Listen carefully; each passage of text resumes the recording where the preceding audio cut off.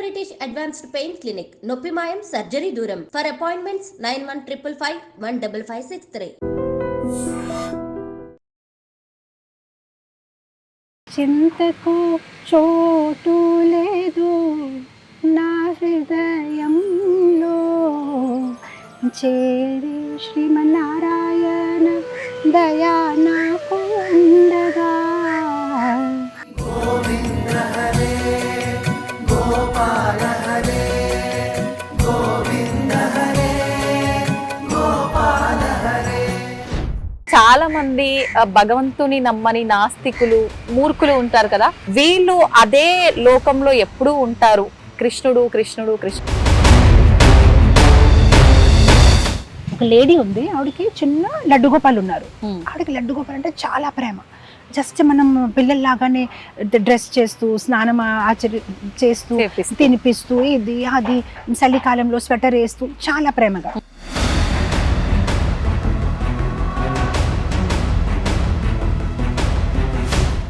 Krishna is there. మూర్తి పూజ కాదు, సాక్షాత్ బ్రజేంద్ర నందన భగవాన్ ఉన్నారు మూర్తిలో.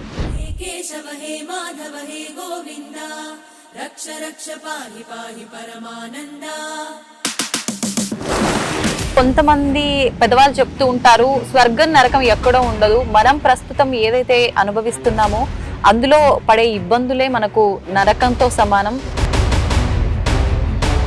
అదే స్వర్గంతో సమానం అంటారు కదా మేడం. కర్మ అనేసరిక డిఫరెంట్ వేస్ దాన్ని రిజల్ట్ ఇస్తుంది.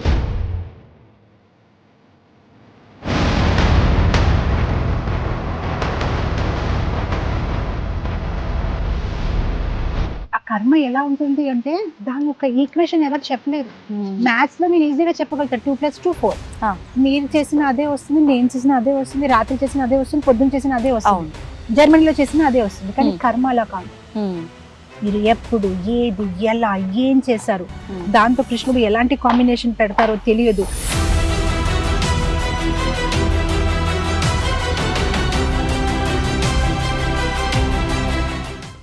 నమస్కారం, వెల్కమ్ టు ఐ డ్రీమ్. ధర్మ మార్గం విత్ విజిత కార్యక్రమానికి స్వాగతం.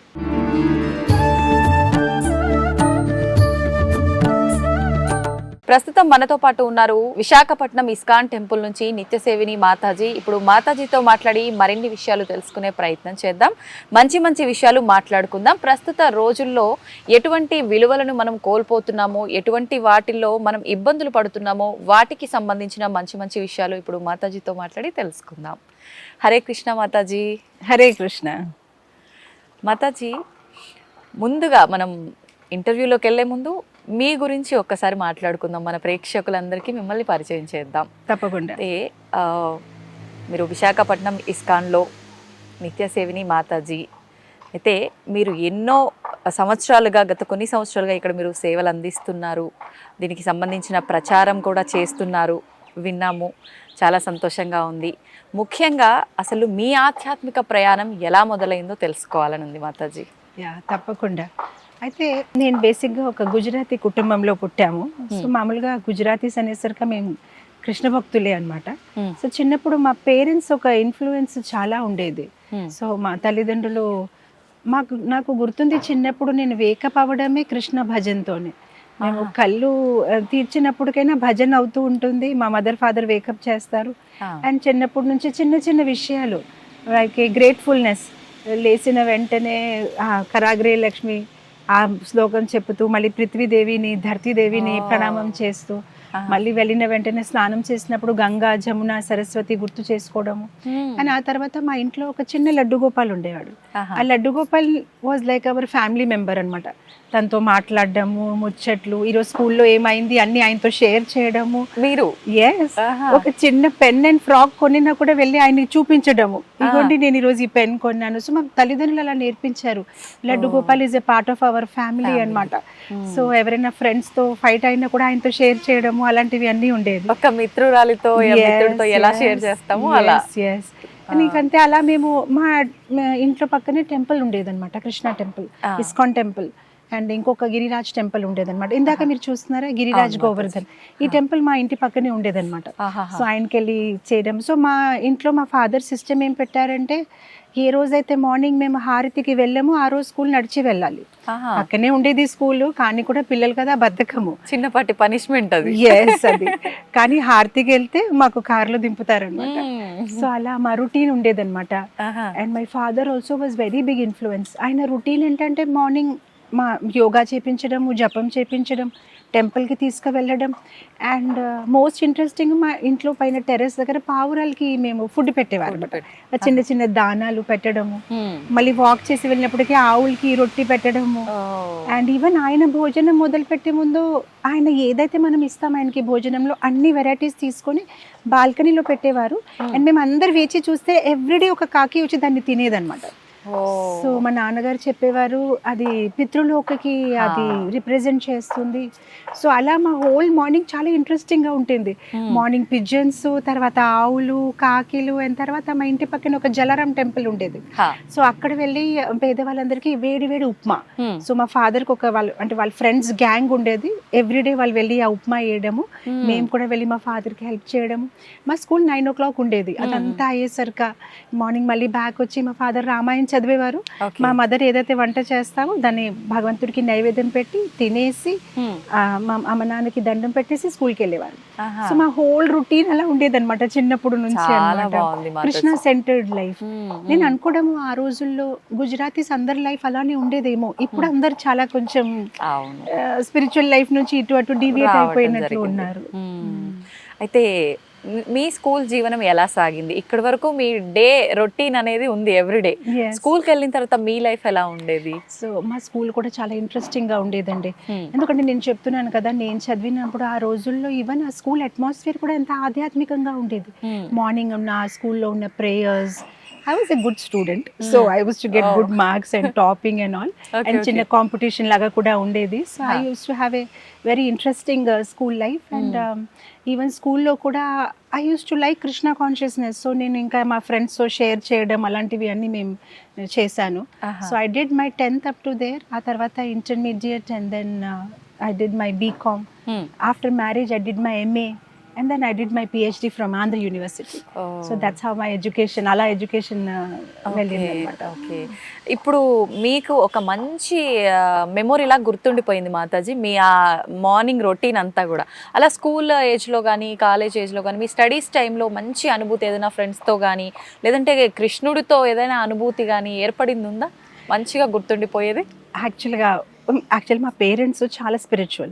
సో మా సండేస్ ఎలా ఉండేది అంటే ఓన్లీ టెంపుల్కి వెళ్ళిపోతాము, లేదంటే మహా అయితే ఏదో ఒక పార్క్కి వెళ్తాము. అక్కడ మేము కూర్చొని మా mother was a good story teller. చాలా మంచి స్టోరీస్ చెప్పేవారు. ఎవ్రీడే చెప్తుండేవారు? ఎవ్రీడే అదొక రొటీన్ అనమాట. కాకపోతే నేను ఒక ఇంట్రెస్టింగ్ విషయం చెప్తాను. ఇస్కాన్కి వెళ్తున్నాము, అంతా చాలా బాగుంది. కానీ ఏ రోజైతే నాకు ఆలోచన వచ్చింది, దాని వెనక ఒక పెద్ద స్టోరీ ఉంది, నేను ఇస్కాన్ జాయిన్ అయిపోతాను ఫుల్ టైం కానీ, అప్పుడు మా మదర్ ఫాదర్ కి నచ్చలేదు. ఎన్ని సంవత్సరాల వయసులో? I was 18 years old. Okay. So నా పేరెంట్స్ కి చెప్పాను I want to join as a full time ISKCON devotee. వాళ్ళకి అస్సలు నచ్చలేదు. అంటే టెంపుల్ కి వెళ్ళడం బాగుంది, but you get married to business man and మనం పయస్ హిందూస్ టెంపుల్కి వెళ్ళి రావాలి, కానీ ఫుల్ టైం ఒక డివోటీగా డెడికేట్ అయిపోవడం ఇష్టం అవ్వలేదు. భక్తి ఉండాలి కానీ మొత్తం భగవంతుడికి అంకితం వద్దు. సో అదొక పెద్ద ఇష్యూ అయిపోయింది ఇంట్లో. అంటే రిలేటివ్స్ వచ్చేసారు, మా అంకల్స్ అండ్ అందరూ ఇంకా మా మదర్ మీద they getting angry on my mother. అంటే ఇదంతా నీ వల్లే, నీకెవరు చెప్పారు ఎవ్రీ సండే టెంపుల్ తీసుకెళ్ళిపోవడం. చూడండి ఇప్పుడు పరిస్థితి ఏంటి. మా పిల్లలు చూడండి హ్యాపీగా మూవీకి తీసుకెళ్తాము, అన్ని తీసుకెళ్తాము, ఎంత హ్యాపీగా ఉన్నారు, నువ్వు చేస్తావు, ఇప్పుడు ఇది నీ మిస్టేక్. మా మదర్ ఇంకా ఏడుపులు ఇంకా ఏం చేయాలి. సో కొన్ని రోజుల తర్వాత మా ఫాదర్ ఫోన్ చేశారు ఒకరోజు ఈవినింగ్. ఫోన్ చేసి మా పక్కనే మహేశ్వరి పరమేశ్వరి థియేటర్ ఉండేది, వెళ్ళి లేటెస్ట్ మూవీ ఏమొచ్చింది టికెట్స్ తీసుకురండి. మా ఫాదర్ షాక్ అనమాట, ఏం తీసుకురావాలి, అదే మూవీ టికెట్స్ తీసుకురండి, మనం ఈరోజు మూవీకి వెళ్దాము. My mother is thinking how to నా బ్రెయిన్ వాష్ ఎలా చేయాలి, నన్ను ఎలా మళ్ళీ బ్యాక్ టు మెటీరియల్ టాస్క్ ఆవిడకి. సో మా ఫాదర్ అయితే ఆయన చాలా నెమ్మదిగా ఉంటారు. అయితే సరే దోస్ డేస్ మనకి బుక్ షో అలా ఏం లేదు కదా, లైన్ లో నిలబడి తెచ్చుకోవాలి. సో మా వర్కర్ ఎవరైతే ఉన్నారో తన్ని లైన్ లో పెట్టేసి తీసుకొచ్చారు టికెట్. మా ఫాదర్ రావడం లేట్ అయింది షాప్ నుంచి. We had shop in Charminar. మేమిద్దరు కూడా షాక్, నేను నా సిస్టర్. అంటే ఈ రోజు మనం మూవీకి వెళ్తామా, ఎందుకంటే మాకు అలవాట్లేదు మూవీకి వెళ్ళడము. అండ్ మా మదర్ నన్ను బ్రెయిన్ వాష్ చేయడానికి ఎన్ని ప్రయత్నాలు. సో మేము కార్లో కూర్చున్నాం, ఎవరితో మాట్లాడలేదు, చుప్ చాప్గా థియేటర్ రీచ్ అయిపోయాం. లేట్గా వెళ్ళాం కదా. ఇప్పుడు ఆ రోజుల్లో, ఇప్పుడు నేను థియేటర్ వెళ్ళి ఎన్నో ఇయర్స్, దట్ వాజ్ లాస్ట్ థియేటర్కి వెళ్ళడం నేను. అదే that was my last first and last. Never went to a theatre after that. So మాకు అలవాట్లేదు కదా. సో నేను ఇప్పటికీ మర్చిపోలేను ఆ హోల్ షో అనమాట. మేము లోపలికి వెళ్ళినప్పటికీ ఒక పర్సన్ అలా టార్చ్ తోని టికెట్ నెంబర్ చూస్తున్నారు. లేట్ గా వచ్చాం కదా, అందరికి డిస్టర్బెన్స్ గా ఉంది. మేము ఇలా లోపల అవుతుంటే మా వెనక ఎవరైతే కూర్చున్నారో అందరూ మొదలు పెట్టారు, ఎందుకంటే వాళ్ళు డిస్టర్బెన్స్ కదా. వెళ్ళి చుప్ చాప్ గా మేము కూర్చున్నాం. కూర్చున్నప్పటికీ ఆ మూవీ పేరు పరదేశ్ అనమాట. పరదేశ్. సో మేము కూర్చున్నప్పటికీ ఆ మూవీలో మేము లేట్ వచ్చాము. ఆ మూవీలో ఒక సాంగ్ అవుతుంది. ఆ సాంగ్ లో లాస్ట్ లైన్ ఏంటంటే హరే కృష్ణ హరే రామ్. మా మదర్ కోపం అయిపోయారు. ఓ మై గాడ్, ఈ కృష్ణ నిన్ను ఇక్కడ కూడా వదలట్లేదా మా అమ్మాయిని, అసలు నాకు ఈ మూవీ వద్దు, చలో వెళ్ళిపోదాం. మా సిస్టర్ వదిలేండి అమ్మా, వచ్చారు కదా చూసి వెళ్దాం. మా ఫాదర్ కూడా డబ్బులు పెట్టాం కదా, పోలే చూసి వెళ్దాం అంటే, నాకు ఈ మూవీ వద్దు, ఇప్పుడు ఇక్కడ నుంచి వెళ్ళిపోదామని. ఇంకంటే మా మదర్ ఎలా చెప్తే అలానే మేమందరం ఇంకా మళ్ళీ గెట్టపై వెళ్తే మళ్ళీ వెనక వాళ్ళు మొదలు పెట్టారు. ఇంకా వీళ్ళు ఇప్పుడే వచ్చారు, మళ్ళీ డిస్టర్బెన్స్. కానీ మేము బయటికి వచ్చేస్తాం. థియేటర్ నుంచి బయటికి వచ్చేసినప్పటికీ మా ఫాదర్ కార్ తెచ్చుకోవాలి పార్కింగ్ నుంచి. మేము నిలబడి ఉన్నాము. అది డిసెంబర్ మంత్ అనమాట. ఇప్పుడు డిసెంబర్ మంత్ లో ఇస్కాన్ డివోటీస్ కి మీకు తెలుసో లేదో కానీ మాకు అది స్పెషల్ మంత్. ఎందుకంటే గీతా జయంతి, గీత ఆవిర్భావించిన నెల. సో ఇస్కాన్ డివోటీస్ అందరూ రోడ్ మీద వెళ్ళిపోతారు గీతాస్ ఇవ్వడానికి. అంటే అది చాలా స్పెషల్ మంత్ కదా, అందరికి గీత అందించాలి అని ప్రభుపాదుల వారు ఒక ఇదనమాట. సో మేము థియేటర్ నుంచి బయట ఉన్నాము, మా ఫాదర్ పార్కింగ్ నుంచి గాడి తెస్తున్నారు. అక్కడే ఒక డివోటీ వచ్చేసి గీత తీసుకుంటారా అని. మా మదర్ అని, ఇదొక ప్రణాళిక, ఇదొకటి సంథింగ్, మా అమ్మాయిని ఏదో చేసేస్తుంది అని.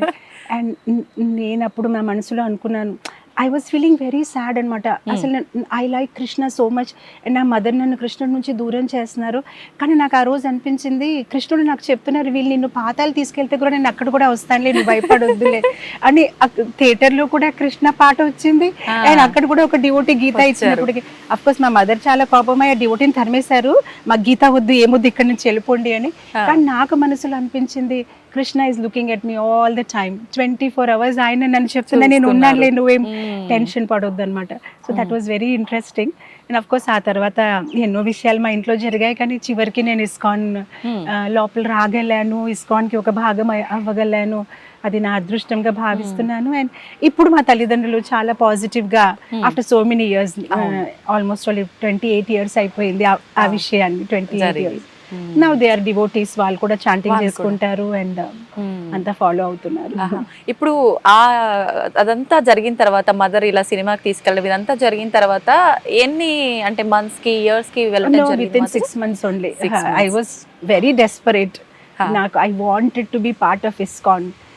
యాక్చువల్గా ఇదంతా జరిగింది ఒక సమ్మర్ క్యాంప్ వల్ల. మామూలుగా సమ్మర్ హాలిడేస్ అనేసరికి ఒక క్యాంప్ జాయిన్ అవుతాము. మా పేరెంట్స్ అప్పుడు ఇస్కాన్ టెంపుల్ మా ఇంటి పక్కనే ఉంది కదా, సమ్మర్ క్యాంప్ ఫ్లైయర్ చూసారు. చరణామృతం పాయసం ప్రసాదం తీసుకుంటుంటే అక్కడ ఒక ఫ్లైయర్ ఉంది.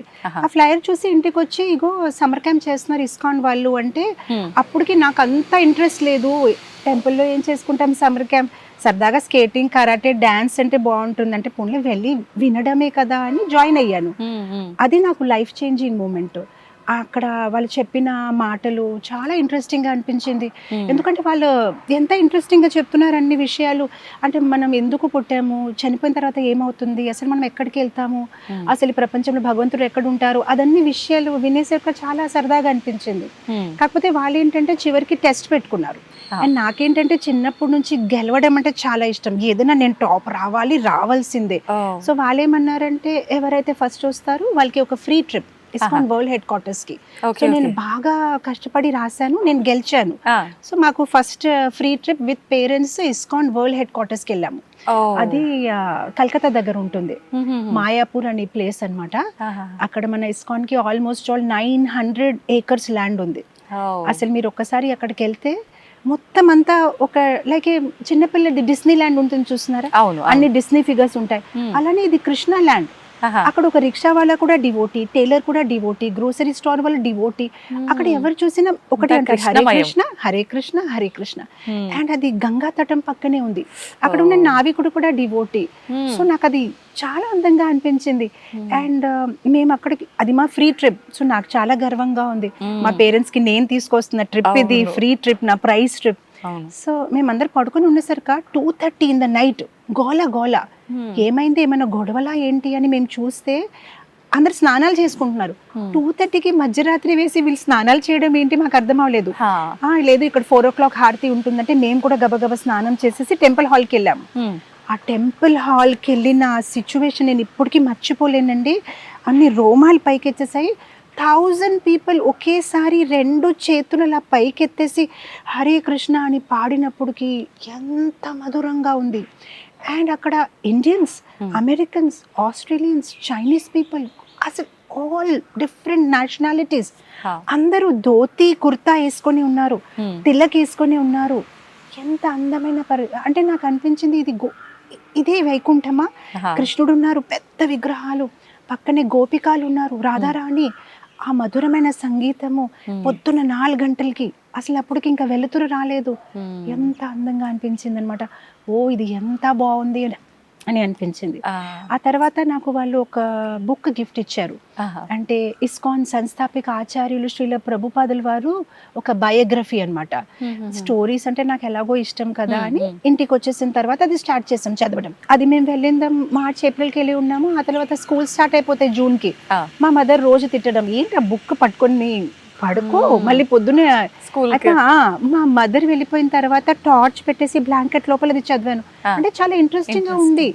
ఆయన ఒక ముసలితన చేరిన మనిషి, ఒక వృద్ధ మనిషి అంత కష్టపడి ఒక $8 చేతిలో పట్టుకొని అమెరికాలో వెళ్ళి ఇంతమందిని భక్తులుగా ఎలా మార్చేశారో నాకు చాలా కుతూహలంగా ఉంది. సో అది నేను అలా చదువుతూ చాలా, అంటే మా సిస్టర్ నాకు బ్లాక్మెయిల్, ఈ బ్లాంకెట్ ఇది మమ్మీకి చెప్పమంటారా?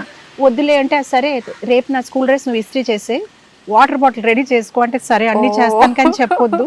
సో అలా ఆ బుక్ చదివాను. సో మీరు నమ్మరు, the last page of the book, అప్పుడు నా వయసు చాలా చిన్నది, నేను 7th క్లాస్లో ఉన్నాను. కానీ last page of the book చదివి కంప్లీట్ చేసినప్పటికీ చాలా ఏడ్చాను, గట్టిగా ఏడ్చాను. నాకు అనిపించింది నా జీవితం ఈ ముసలాయనకి అంకితం. ఎంత బాగా ఇంత చక్కగా కృష్ణ ప్రచారం చేశారు. కానీ ఆ రోజు చిన్నప్పుడు నేను తలుచుకున్నది నిజంగా ఒక రోజు అవుతుందని అనుకోలేదు. కానీ ఒక దృఢ నిశ్చయం పెట్టుకున్నాను, ఇదే నాకు చేయాలని ఉంది. ఆయన ఎంత చక్కగా ప్రచారం చేశారు. నేను కూడా ఆయన ఒక ఆర్మీలో సోల్జర్గా అవ్వాలి, అందరికీ కృష్ణ చైతన్యం గురించి చెప్పాలని ఆ రోజు అనుకున్నాము. సో ఇలా నా కృష్ణ చైతన్యం ఒక ఇస్కాన్తో నా ఒక అనుబంధనం మొదలైంది. అయితే ఈ ప్రచారానికి మిమ్మల్ని ప్రేరేపితం చేసింది ప్రభుపాదుల వారి పుస్తకం. అంటే అంటారు కదా, నేను ప్రభుపాదుల వారితో ప్రేమలో పడిపోయాను. అసలు ఇంతగా ఆయన చేశారు, what can I do for him, I want to do something for him అని ఒక ఇది నాకు. అండ్ దట్ యునో, అంటే ఆయన ఏదైతే చేస్తున్నారో దాన్ని ముందుకు తీసుకెళ్లడమే ఆయనకు కృతజ్ఞత తెలుపుకోవడంగా మీరు భావించారు. ఎగ్జాక్ట్లీ. అద్భుతం మాతాజీ. నిజంగా మనం ఎంత ఆధ్యాత్మిక జీవనంలో ఉన్నా ఆ జీవనం అలా కొనసాగిస్తూ ఉండడం లైఫ్ లాంగ్ వేరే, మొత్తం జీవితమే దానికి అంకితం చేయటం అనేది నిజంగా అందరిలో ఈ ఆలోచన రాదు. నిజంగా కృష్ణయ్య మీతో ఇవన్నీ చేయించుకోవాలని ముందే డిసైడ్ చేస్తున్నాడేమో మేబీ. ఇప్పుడు మీరు ప్రత్యేకించి కృష్ణ చైతన్య విషయంలో ఎలాంటి విషయాల్లో ముందుకు తీసుకెళ్తున్నారు అంటే ఏం చెప్తారు మాతాజీ? నేను ఒక సమ్మర్ క్యాంప్ వల్ల కృష్ణ చైతన్యంలో వచ్చాను కనుక నాకు కూడా చిన్న పిల్లలకి ఆ వయసులో వాళ్ళు కృష్ణ చైతన్యంలో రావాలని కోరిక. అందు గురించి నేను ఒక స్కూల్ మొదలు పెట్టాను, కాల్డ్ డివైన్ టచ్. సో అక్కడ చిన్న పిల్లలకి మేము కృష్ణ చైతన్యం గురించి చెప్పుతూ నార్మల్ స్కూల్ లాగానే, కానీ నాకు అనిపిస్తుంది ఆ చిన్నప్పుడు ఏదైతే మనం వెట్ సిమెంట్ లాగా ఉంటాం, ఎలాంటి షేప్ తయారు చేస్తే అలానే తయారైపోతాం. సో చిన్నప్పటి నుంచి పిల్లలకి చెప్పాలని ఒక నార్మల్ స్కూల్, దేంట్లో అయితే కృష్ణ చైతన్యం కూడిన పాటలు కూడా పిల్లలకి నేర్పిస్తాము.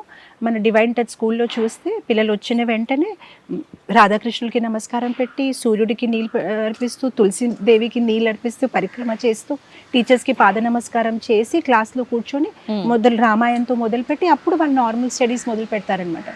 అండ్ ఏదైతే వాళ్ళు తింటారు దేవుడికి నైవేద్యం పెట్టి తింటారు. సో అలాంటివి ఒక స్కూల్ అయితే ఉంది. అది కాకుండా నేను ఎవ్రీ ఇయర్ ఒక రెసిడెన్షియల్ సమ్మర్ క్యాంప్ చేసుకుంటాను. ఎక్కడైతే all over India, even like Dubai నుంచి ఇక్కడక్కడ నుంచి కూడా చాలా మంది వస్తున్నారు. ఇక్కడ ఏంటంటే 1 వీక్ పాటు పిల్లలు ఒక భక్తుడు ఎలా జీవిస్తాడు అలా టెంపుల్లో ఉంటారనమాట. సో నేను కూడా వాళ్ళతో పాటు ఆ 1 వీక్ ఫోన్ కంప్లీట్గా స్విచ్ ఆఫ్. మార్నింగ్ ఆ పిల్లలందరితోనే ఎర్లీ మార్నింగ్ వేకప్ అయ్యి వాళ్ళకి ఫోన్లోనే ప్రపంచం ఉంది అని అనిపిస్తుంది. ఫోన్ లేకుండా కూడా ఒక అందమైన ప్రపంచం ఉందని వాళ్ళకి చూపించడం. So phone switch off, morning వాళ్ళు సన్ రైజ్ చూడడము, బీచ్లో వెళ్ళి వాళ్ళకి జపం చేపించడము, యోగా చేపించడము, సాత్విక ఆహారము, భగవద్గీత శ్లోకాస్ నేర్పించడము, గీతాతో సంబంధించిన మంచి శ్లోకాస్ అండ్ స్టోరీస్.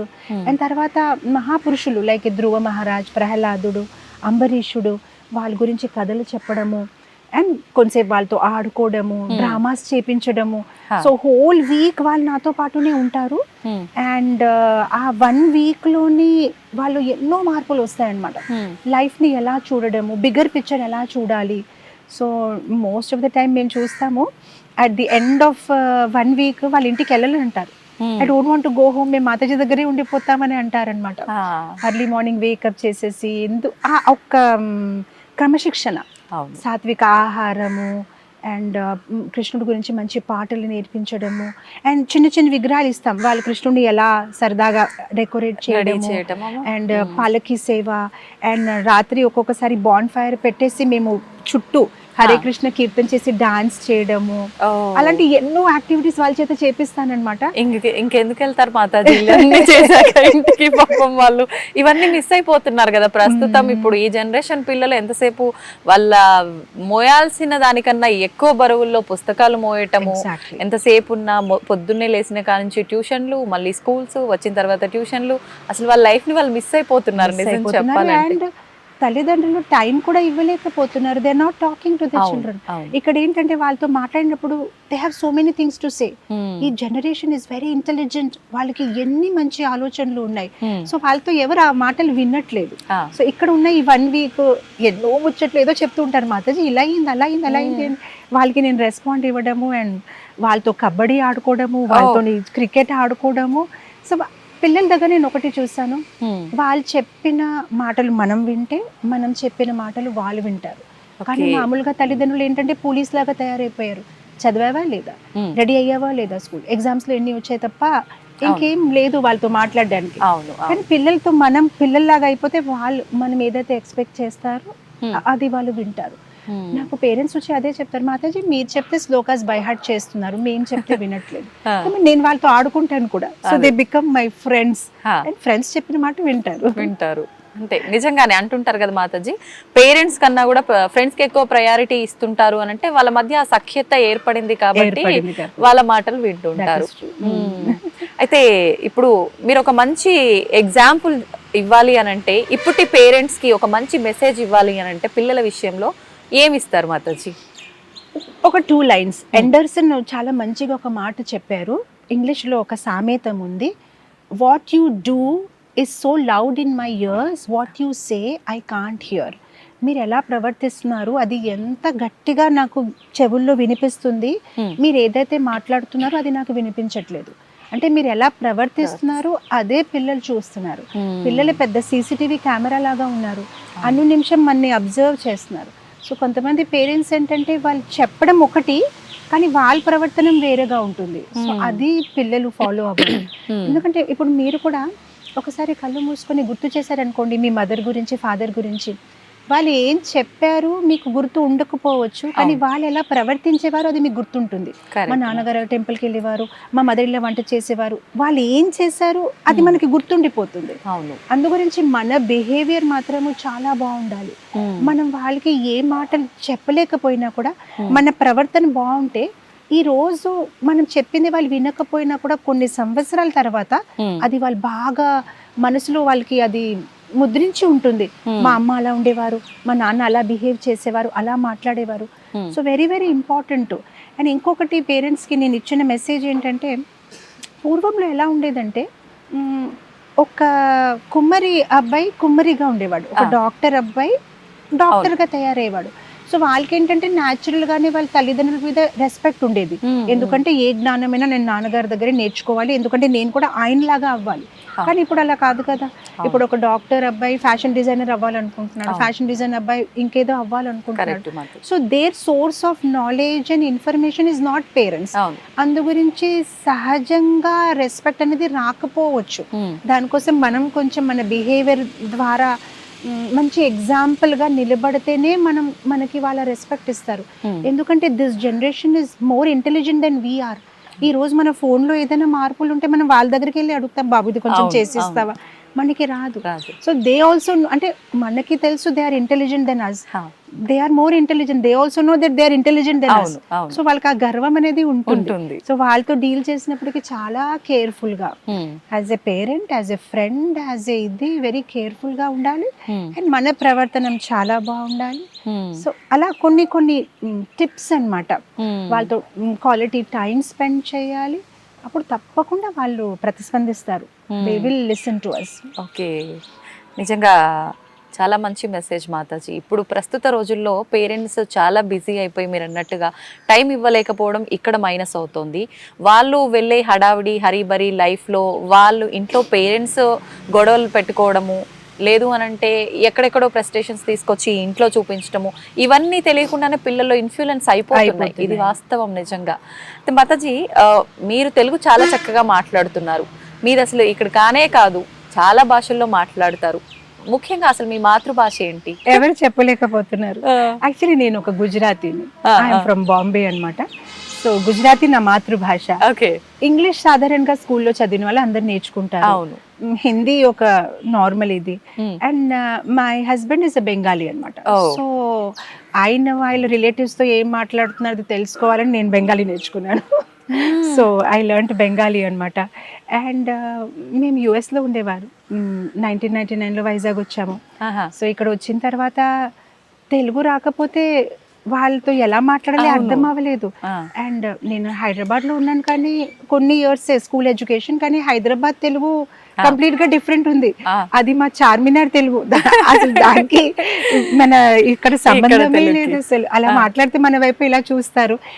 ఆ లోపల అది మర్చిపోయాను. ఇంకా యుఎస్ లో వెళ్ళిపోయి అక్కడ ఉన్నప్పుడుకి అన్ని. సో వైజాగ్ లో వచ్చినప్పటికి కృష్ణ చైతన్యం గురించి మాట్లాడాలంటే ఎలా, తెలుగు నేర్చుకోకపోతే ఎలా, దే వాంట్ టు హియర్. అప్పుడు చాలా కష్టంతోనే అందరూ మాట్లాడుతుంటే వినడము. అండ్ కొన్ని సందర్భాల్లో ప్రవచనం ఇస్తూ ఇంగ్లీష్ లో వాళ్ళకి అడగడము, ఎవరైతే వింటున్నారు దీన్ని తెలుగులో ఏమంటారండి అని అడిగేసి మాట్లాడడము. ఒక్కొక్కసారి చాలా తప్పులు కూడా మాట్లాడేసి అందరు చాలా నవ్వేవారు. కానీ నేను ఒక దృఢ సంకల్పం తీసుకున్నాను, ఎలాగైనా నేర్చుకుంటాను ఈ భాష.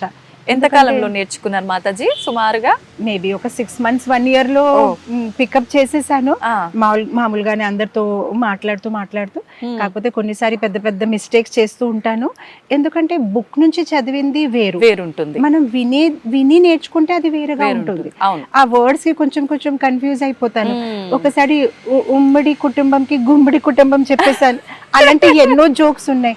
అయితే మా పిల్లలు నవ్వుతూ ఉంటారు, అమ్మా నీకు ఒక ప్రత్యేకంగా డిక్షనరీ పెట్టుకోవాలి, నితై సేవిని మాతాజీ తెలుగు డిక్షనరీ, ఎందుకంటే అన్ని ఉల్టా చెప్తావు, నేనే నేర్చుకోవాలి, అది దాని అర్థం ఇది, దాని అర్థం అది.